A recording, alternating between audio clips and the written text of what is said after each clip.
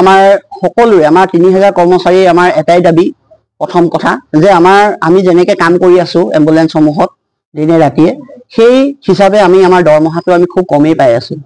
আৰু যেহেতুকে 5 বছৰৰ কাৰণে টেণ্ডাৰ মোডত আছে সেইখিনি আমিও বুজি পাওঁ যে হঠাতে দৰমহাটো বঢ়াই দিব নোৱাৰে কিন্তু আমি যেতিয়া মুখ্যমন্ত্ৰী মহোদয়ৰ লগত আমি আহ্বান জনাই আছিলো দৰমহাৰ ক্ষেত্ৰত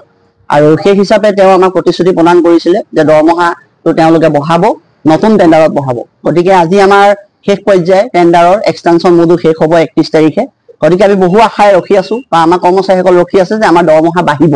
গতিকে সেয়েহে আমাৰ প্ৰথম কথা হ'ল দৰমহা বঢ়াৰ ক্ষেত্ৰত আমি প্ৰথমেই আমি মুখ্যমন্ত্ৰী মহোদয়ক ইমান আমি বছৰ হিচাপে ৰখি আছো দৰমহা বাঢ়িবকে গতিকে আমাৰ নিবিদাটো শেষ হৈছে আমাৰ যেটো এক্সটেনশ্যন সেটো শেষ হৈছে গতিকে আমি আশা ৰাখিছো আমাক 1 এপ্ৰিলৰ পৰা আমাৰ যি দৰমহা বৃদ্ধিৰ কথাটো মুখ্যমন্ত্ৰী মহোদয়ে আমাক বাৰম্বাৰ কৈ আহিছে সেই কথাটো আমাৰ কাৰ্যকৰী হ'ব লাগে আৰু নিবিদাত উল্লেখ থকা যিবোৰ দফা আছে সেই দফাবিলাক আমাৰ কৰ্মচাৰীসকলৰ ক্ষেত্ৰত কাৰ্যকৰীতা হ'ব লাগে এটো প্ৰথম কথা আৰু দ্বিতীয় কথা মুখ্যমন্ত্ৰী মহোদয়ে আমাক বাৰম্বাৰ প্ৰতিশ্ৰুতি প্ৰদান কৰি আহিছে যে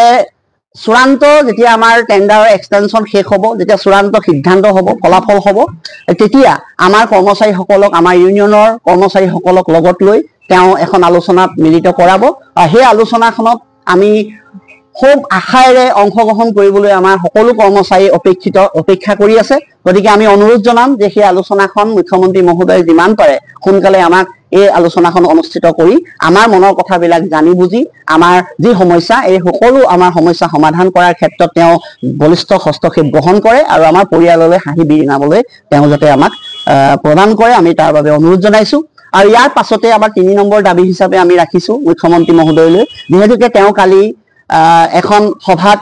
যেহেতুকে পৰিয়াল আৰু স্বাস্থ্য কল্যাণ বিভাগৰ শীৰ্ষ বিষয়াসকলক লৈ আলোচনা কৰি আমাৰো 108 কৰ্মচাৰীসকলৰ সমস্যাসমূহ বুজ ল'বলৈ তেওঁলোকক নিৰ্দেশ প্ৰদান কৰিছে গতিকে আমি মুখ্যমন্ত্ৰী মহোদয় তথা আমাৰ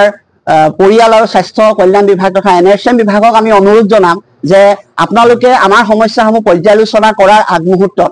আমাকো যাতে মনৰ কথাবিলাক ক'বৰ কাৰণে আমাক অকমান সুবিধা প্ৰদান কৰে তাৰ বাবে আমি আপোনালোকৰ ওচৰত আমি আপোনালোকৰ সংবাদ মাধ্যমৰ জৰিয়তে আমি কাটৰে অনুৰোধ কৰিছো আৰু আমি আশা ৰাখিছো আমি আশা কৰিছো তেওঁলোকে আমাৰ এই দাবীসমূহক নিশ্চয় তেওঁলোকে যোগাত্মক দিশ তেওঁলোকে দাঙি ধৰিব আৰু আমাৰ সমস্যাবোৰ উৰ পেলাব এই দাবীসমূহ যদি মানি নলয় তেতিয়াহ'লে কি কৰিব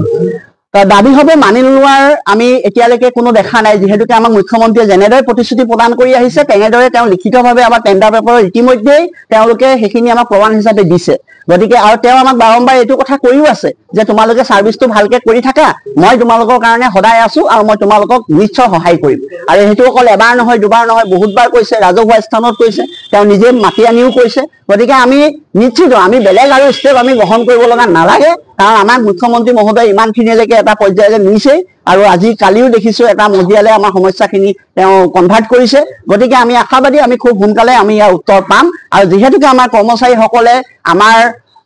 যিখিনি কষ্ট সেই কষ্টখিনি যেনেধৰণে কৰি আছে আৰু ভগৱানেও তেখেতলোকৰ ওপৰত কৃপা দৃষ্টি দিব গতিকে আমি আশাবাদী যে আমাৰ এইখিনি সমস্যা খুব সোনকালে সমাধান হ'বলৈ গৈ আছে